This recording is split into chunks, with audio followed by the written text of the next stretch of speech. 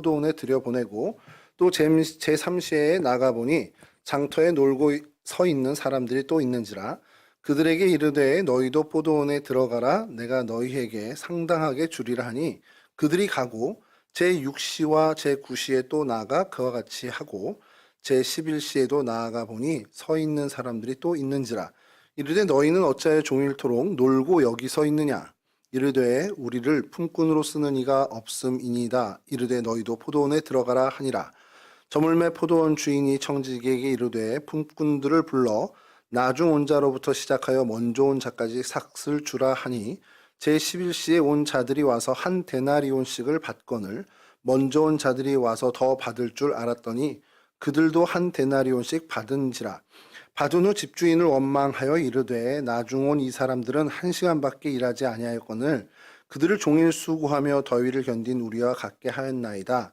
주인이 그 중에 한 사람에게 대답하여 이르되 친구여 내가 네게 잘못한 것이 없노라. 네가 나와 한 데나리온의 약속을 하지 아니하였느냐. 내 것이나 가지고 가라. 나중 온 이 사람에게 너와 같이 주는 것이 내 뜻이니라. 내 것을 가지고 내 뜻대로 할 것이 아니냐. 내가 선함으로 네가 악하게 보느냐. 이와 같이 나중된 자로서 먼저 되고 먼저 된 자로서 나중 되느니라. 아멘. 잘 아시는 내용이죠? 오늘 뭐 설교 짧으니까 뭐 걱정 안 하셔도 됩니다. 찬양을 우리 충분히 했기 때문에 은혜 많이 받았습니다. 설교보다 찬양이 은혜의 수단이 되잖아요. 믿으시죠? 믿으시죠? 네. 포도원 품꾼의 비유라고 이제 제목이 붙여져 있는데 여러분 내용 알죠? 아침 일찍 9시에 온 사람 그리고 11시라고 하면 우리로 치면 오후 5시입니다. 오후 5시에 온 사람 근데 퇴근 시간은 몇 시요? 6시입니다. 아, 이 사람 5시면 퇴근이면 좋겠다 나도. 자, 6시 퇴근인데 그러면 5시에 온 사람은 몇 시간이란 거예요? 다 문과야? 5시에 온 사람은 몇 시간이란 거예요? 6시 퇴근 1시간이란 거죠. 얼마 받았다고요? 한 데나리온. 요즘 일당 얼마 정도 합니까, 집사님? 하루 일당 10만 원? 건설 노동자 쪽 한 10만 원 되나요? 13만 원? 15만 원? 15만 원? 15만 원? 10만 원 정도. 자, 5시에 와서 6시에 퇴근했는데 10만 원을 받았어요. 여러분 마음으로 뭐라 그래요? 개꿀. 네. 개꿀이죠. 자, 그거를 목격한 거야. 몇 시에 온 사람이? 아침 9시에 온 사람이. 야, 1시간 일했는데 10만 원 받았어. 와, 그럼 나 최소 50만 원 이상 받아야 되는 거잖아요. 그 계산법으로 하면. 자, 근데 주인이 얼마 줬다고요? 똑같이 한 데나리온. 우리로 치면 하루 일당입니다. 한 데나리온이 한 10만 원 받은 겁니다. 여러분 생각이 어때요? 이거 합리적입니까? 온당합니까? 온당한 일이에요? 자, 요 일이 벌어지기 전의 상황으로 돌아가면 자, 주인이 일꾼을 구하러 나온 거예요. 근데 사실 뭐 요즘처럼 어떤 사장님이 알바가 안 구해져서 큰일이에요. 이런 상황은 아니에요, 사실은. 일할 사람은 널려 있는 거야. 저녁에 나갔는데도 아직까지 일자리를 못 구한 사람이 많을 정도로 인력은 넘쳐나요. 근데 이제 가본 겁니다. 갔는데 아침 일찍 나온 사람들이 있길래 너 와서 우리 포도원에서 일 좀 해. 그랬단 말이에요. 그리고 9시 들어갔어요. 또 나와서 12시에 나와서 너도 놀고 있니? 너 들어와 일해. 또 오후 3시에 또 나갔더니 여전히 또 놀고 있는 사람이 있어. 야, 그럼 너도 와서 일해. 그러니까 넉넉한 주인이에요. 참 마음이 어떻게 보면. 자, 근데 1시간 남겨놓고 5시에 나갔는데 이 사람들 놀고 있네? 그러니까 이제 좀 안타까운 마음인지 약간, 핀잔 주는 건지 모르겠지만, 넌 왜 이렇게 놀고 있니? 오늘 성경에 대해 너희들은 왜 여태까지 놀고 있니? 이러는 거예요. 자, 주인은 그런 마음으로 얘기를 했는데, 이 놀고 있는 일꾼들의 말이 너무 저는 가슴이 와닿아요. 우리 일하려고 그러는데 써주질 않아요. 제가 이 성경 본문을 보면 요즘 청년들 생각이 납니다. 제가 일본의 얘기를 얼마 전에 듣게 됐는데 거기는 지금 대학 졸업하면 거의 90% 이상이 취업을 한대요. 그러니까 일자리가 있는 거죠. 근데 한국 상황은 사실은 일자리가 없진 않아요. 근데 대학을 졸업한 우리나라 청년들이 갈 만한 자리가 별로 없다라는 것.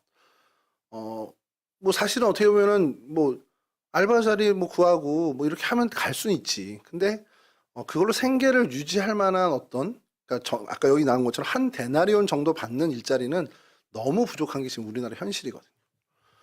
어디 뭐 어떤 전공을 했던 뭐 예를 들어서 내가 기술을 갖고 있어. 그러면은 어떻게 보면 취업을 해서 일을 하는 게 맞는데 기술을 갖고 있던 무슨 자격증을 땄던 뭐 고학력자 이건 그것과 상관없이 지금 취업의 자리가 너무 없다라는 겁니다. 중소기업을 운영하고 계시는 사장님을 전에 교회에서 한번 저희 전에 교회 집사님이 계신데 물어봤는데 그분은 그래요. 그 외국인 노동자를 안산 그 반월공단에 공장을 갖고 계신데 외국인 노동자를 한 30여 분 정도 쓰고 이제 임금을 주고 있단 말이에요. 근데 진짜 그래도 인력이 부족하다는 거예요. 30명이 정말 빡빡하게 돌아가는데. 그래서 제가 그럼 우리 청년 애들도 많은데 했더니 얘기하는 게 뭐냐면 목사님 그 친구들 우리 청년 애들한테 주는 거에 한 3분의 1을 나간대요. 그리고 나머지 한 3분의 1은 정부에서 보조금을 준다는 거예요. 그러니까 우리 청년들이 받는 거에 3분의 2 정도 받는 거죠. 그러니까 외국인 노동자 입장에서는 나쁘진 않은 급여인데 회사 입장에선 우리나라 사람 하나 쓰는 거에 3분의 1이면 쓴다는 거야. 왜냐면 정부 보조금까지 합쳐서 주니까 이제 유지가 된다는 거지. 그러면 그냥 걔네 그 친구들 3명 쓸 거 우리 청년 1명 쓰면 되잖아요. 그랬더니 그러면 지금 30명을 쓰는데 10명밖에 못 쓴다는 거예요. 그럼 공장이 안 돌아간다는 거예요. 그러니까 이게 구조가 너무 이상하다는 걸 그 사장님인 집사님도 얘기를 하는 거예요. 이게 우리가 청년, 한국인 청년을 쓰면 보조금을 좀 주면 좋은데, 뭐 요즘은 모르겠어요. 근데 그때 한 4, 5년 전만 해도 그런 제도가 없으니까 외국인, 연수로 온, 기술 연수로 온 사람들을 쓸 때 정부에서 보조금을 주는. 그러니까 그렇게 쓸 수밖에 없다라는 거예요. 그러니까 그 자리가 한국 애들이 못할 자리냐, 우리 청년들이 못할 자리, 하죠. 우리 애들은, 우리 한국, 그분 표현은 우리 애들은 너무 비상해서 잘한다는 거예요. 임금이 나쁘지도 않아요, 사실은. 근데 이런 어떤 보조금 시스템이나 이런 것들이 이 사장님 입장에서는 3명 쓸 수 있는데 1명 쓰는 게 너무 힘든 거예요. 똑같은 비용을 주고. 왜냐면 그 정도 돼야 이게 공장이 돌아가니까. 그러니까 그런 일들이 얼마나 많겠냐 생각하면 그러니까 점점 더 없구나. 우리 청년들이. 심지어는 요 근처에 편의점 알바는요. 다 뺏겼습니다. 우리 한국 청년들이 외국 유학생들한테. 그 낮에는 잘 모르는데 저녁에 이렇게 제가 한번 이렇게 돌아다니다 운동하다 이렇게 음료수 하나 사려 들어가면 정말 그냥 이렇게 중국인이나 어떤 우리 동남아인처럼 외형의 구분이 안 가는 친구들이 있는 게 아니고 그냥 들어가자마자 딱 외국인들이 카운터를 보고 있어요. 그래서 영어를 해야 되나 속으로 이렇게 하면서 울렁증이 확 올라오는데 한국말을 너무 잘해. 그래서 뭐 그런 거 할 수 없을 정도로 이제 하는데 그런 생각이 드는 거예요. 야, 이 자리들도 이제 유학생들한테 뺏기면 우리 청년들은 점점 더 없겠구나. 여기 오늘 성경에서 이야기하는 것처럼 쓸 사람이 없다. 나를 써주는 곳이 없습니다. 이 고백이 우리 청년들의 고백이 되겠구나 이런 생각이 좀 들면서 이 본문이 굉장히 좀 다르게 와닿습니다. 여하튼 그런 상황에서 데리고 온 거예요. 그러니까 9시에 온 사람, 12시에 온 사람, 3시에 온 사람, 5시에 온 사람이 상황은 다 각각은 정말 다르지만 디테일하게는 다르지만 어쨌든 간에 이 사람들은 긍휼을 입은 겁니다. 일할 곳을 찾는 중에 이 포도원 주인이 데리고 와서 일할 수 있는 기회를 준 거예요. 그리고 그것은 정말 감사할 수밖에 없는 일이죠. 나를 써줄 곳이 없는데 나를 써준 이 포도원 주인에게 고마워할 수밖에 없다는 겁니다. 자, 근데 이제 결산한 시간, 말씀드린 것처럼 너무 불공정한 계산이 일어납니다. 세준영 회장님, 집사님이라고 해야 되는구나. 오늘 다음에 일이니까 더더군다나. 집사님, 이 시스템, 이 주인이 갖고 있는 임금 체계, 어떻게 보면은 일당 시스템이 어떻게 온당하다고 생각을 하세요? 아니면 너무 좀 불합리하네요. 성경에 있으니까 그냥 수용하는 거지 사실 이거는 아닌 것 같습니다라는 생각이 들죠. 호언자면 이게 좀 어쨌든 정당한 시스템 같습니까 혹시? 그러니까 뭔가 좀 불합리한 거 이제 구체적으로 얘기는 못하겠지만 불합리한 거죠. 저 같은 집에 사는 우리 가혜원 양 이게 어떻게 보면 합리적입니까? 그렇지 않습니까?라고 하면 원래 대답을 안 해요. 아버지가 물어볼 때 원래 대답을 잘 안 해. 원래. 그래서 호은이가 아침에 장로님이 물어보는데 대답을 하는 거야. 기도회 때. 아빠가 이렇게 물어보니까 대답을 해. 그래서 너무 신기한 거야. 어떻게 바로 대답이 나와? 저기는 들어가면 한참 있다 블랙홀에서 돌다가 가끔 튀어나오거든 답이. 여하튼 불합리하다는 생각이 들죠? 그 이유가 뭔지 아세요? 오늘 설교 짧을 거니까 이거 딱 하면 끝날 거예요. 왜 불합리하다고 생각이 들어요, 여러분? 왜 이게 불합리하다고 생각이 들어? 그래서 윤섭이가 저는 불합리하다고 생각한 적 없는데 이러면 난 되게 이상한 거 보고 불합리하죠? 왜 불합리한 생각이 드는 것 같아요? 그쵸? 야. 자, 근데 이게 정확히 말씀해서 감사한데 이게 우리가 은연중에 난 9시에 온 사람이거든. 내가 9시에 온 사람을 보니까 이거 말도 안 되는 일이 벌어지면 내가 분개하는 거예요. 근데 여러분 시각을 만약에 정말 바꿔 얘기해서 5시에 온 사람들로 여러분들 시선을 바꾸면 9시에 온 사람한테 정말 미안해. 12시에 온 사람한테 미안은 해. 근데 이 시스템이 불안하면서 막 화가 나는 게 아니라 너무 그냥 감사한 거예요. 내가 뭐라도 좀 더 해야 될 텐데. 저 나머지 근무 더 할게요. 저 퇴근 안 하고 이분들 일한 만큼은 아니더라도 내가 저녁에 좀 할 수 있는 거 해볼게요. 이런 마음이 들게 돼 있다는 겁니다.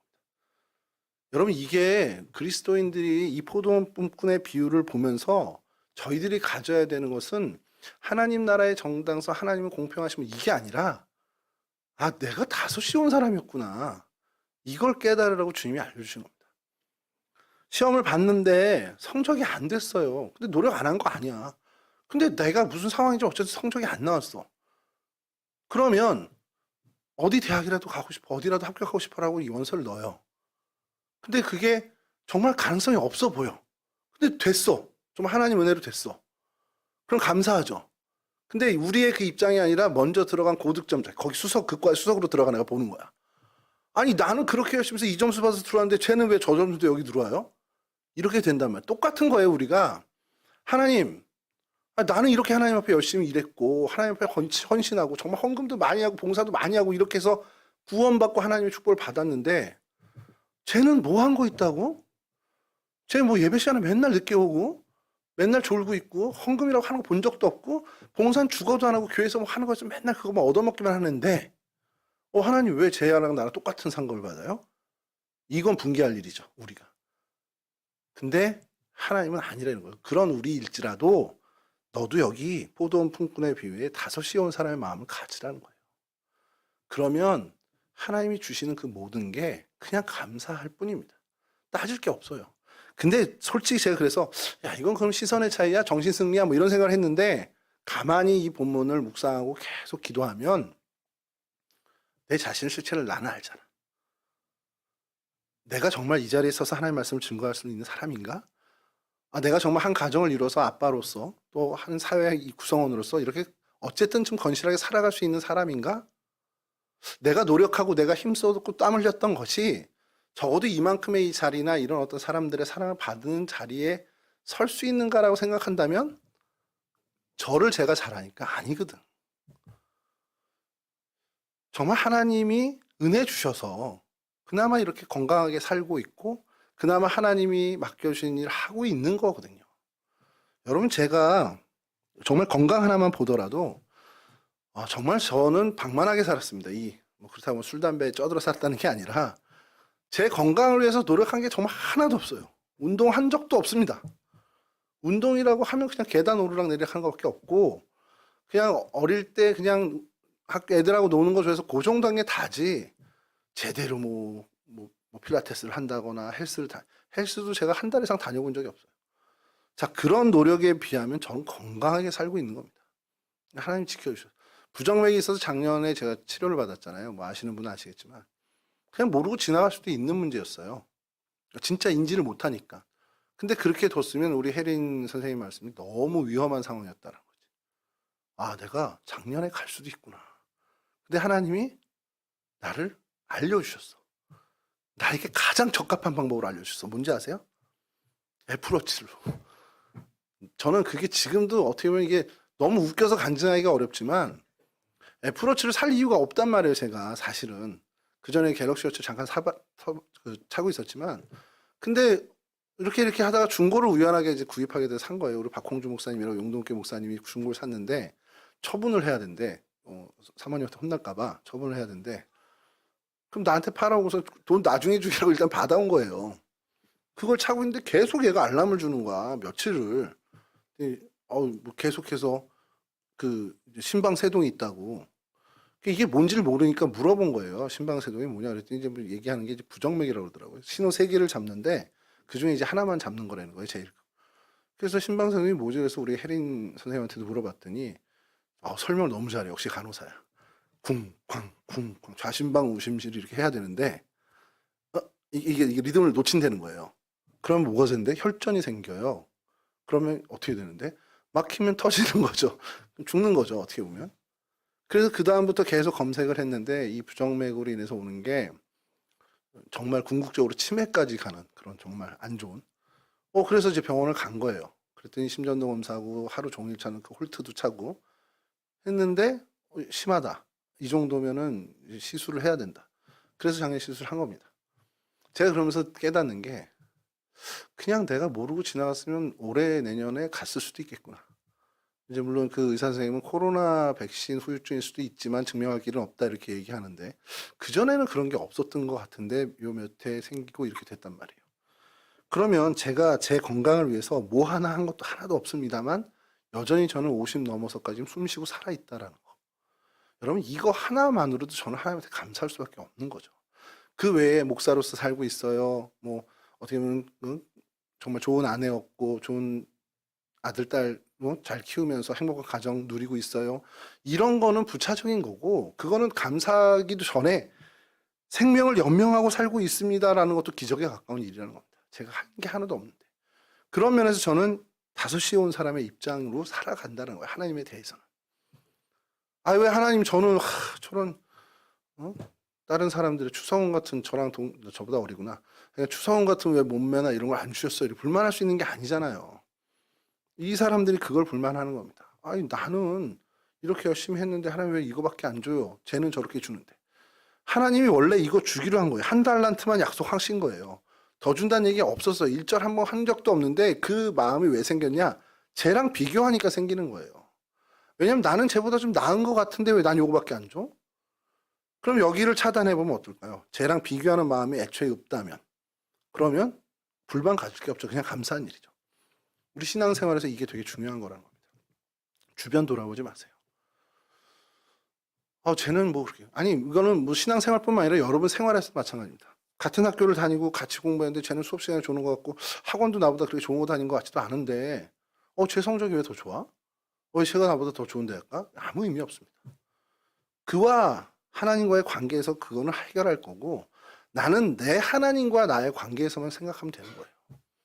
요한이 주님으로부터 너 이 사람 여기 올 때까지 내가 널 둘지도 몰라 이런 얘기를 했을 때 베드로가 그걸 듣고는 흥분하잖아요. 그러면서 주님 쟤는 어떻게 돼요? 그랬더니 내가 다시 올 때까지 놔둬도 너 신경 쓰지 마. 너 그냥 나만 따라와. 베드로에게 그 한마디 한 게 초대교회에 엄청난 파문이 된 겁니다. 그러면서 사도 요한은 죽지 않는데 이런 소문이 난 거예요. 그러니까 요한복음의 기자인 요한이 얼마나 그게 억울했으면 그걸 3번 강조해서 요한복음 끝자리에 씁니다. 거기서도 핵심이 뭐냐? 베드로에게 주님이 하신 말은 명백해요. 쟤를 내가 올 때까지 두든 말든 제가 뭐 어떤 순교를 하든 말든 제가 어떤 복을 받고 얼마나 부자로 살고 어떤 좋은 자동차를 타고 그거 상관하지 말고 넌 나만 따르라는 거예요. 여러분 이게 우리가 신앙생활하는데 가장 중요한 자세 중에 하나입니다. 목사님들한테도 이 얘기를 제가 기회 있을 때마다 해요. 후배 목사님들한테. 학교 다닐 때 쟤보다 내가 공부도 잘했는데 내가 훨씬 더 쟤보다 기도에 덜 많이 쌓은 것 같은데 내가 훨씬 더 쟤보다 목사로서 어떤 이런 것들 많이 해왔는데 제가 목회하는 거 내가 목회하는 거 너무 비교돼요. 이런 얘기를 해요. 후배들이. 그럼 그냥 전 한마디 합니다. 우리 그런 자세가 아닌 게 아니라 저 친구가 1000명 목회를 10,000명 목회를 세계적으로 또 돌아다니면서 코스타 강사를 하던 그거 신경 쓰지 말고 내가 비록 뭐 시골에 있는 작은 교회든 개척교회든 한다면 그냥 그 교회에서 하나님 만나고 그 교회의 하나님 뜻을 이루어가는 것에만 집중하라는 거예요. 하나님은 그러기 위해서 우리들을 불러주셨다는 겁니다. 여러분 각자도 마찬가지. 여러분 자리에서 왜 여러분들이 그 삶의 자리에 있겠어요? 다른 사람 넣을 수도 있고 다른 사람 심을 수도 있지만 하나님이 여러분들 각자에게 품으신 뜻 때문에 그 자리에 여러분들을 심은 겁니다. 여러분만 할 수 있기 때문에 하나님이 여러분을 심으신 거예요. 근데 하나님의 뜻은 계속 관심 안 갖고 주변만 돌아보는 거야. 쟤는 나보다 나은 것도 없는데 저기 나보다 더 좋은 자리에 있는 것 같아. 아니에요. 그게 좋은 자리인지 아닌지 어떻게 알아요? 지금 내 자리는 훨씬 더 좋은 자리일 수 있습니다. 이거 아주 현실적으로 좀 얘기를 하면 제가 이제 신학대학을 졸업하고 일반대학을 편입을 했습니다. 신학대학을 졸업한 친구들은 이 분야에 많이 있어요. 일반대학 졸업한 친구들은 각 분야에 많죠. 뭐 경찰도 있고 국정원에도 있고 뭐 이렇게 있는데 그 이제 편입해서 간 학교가 이렇게 큰 수준의 학교가 아니에요. 그러니까 높은 수준의 학교가 아니고 정말 이렇게 그냥 이렇게 할 수 있는 학교인데 이 친구들이 갖고 있는 나름대로의 그게 있는 거야. 불안감이. 여기 졸업해서 취업을 잘할 수 있을까? 이런 것들이 있어요. 물론 명문대에 나온 친구들도 그런 어떤 불안감이 있겠죠. 근데 그 친구들이 고민하고 있던 친구들은 지금도 고민하고 있어. 제가 보니까. 근데 그때 그 고민을 딛고서 뭐라도 해야 되겠다라고 해서 뭐라도 하기 움직인 친구들은 지금 어느 대학 나왔는지 그 중요하지 않은 위치에 가 있습니다.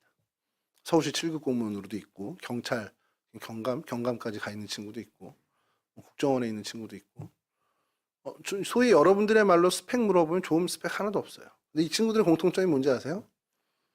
자기 자리에 하나님한테 만족하고 자기 자리에 하나님이 심으신 것에 대해서 고민했던 친구들이에요.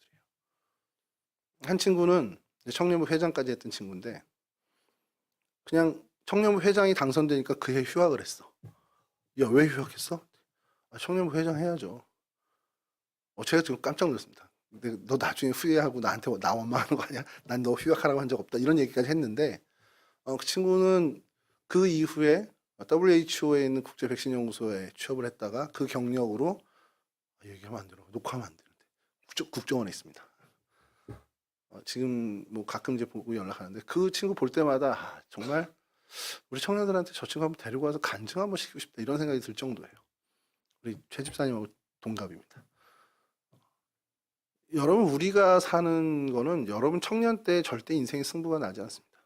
아직 6시가 안 됐습니다. 내가 9시에 왔든 11시에 왔든 12시에 왔든 3시에 왔든 5시에 왔든 아직 여러분 6시가 안 됐어요. 여러분의 때는.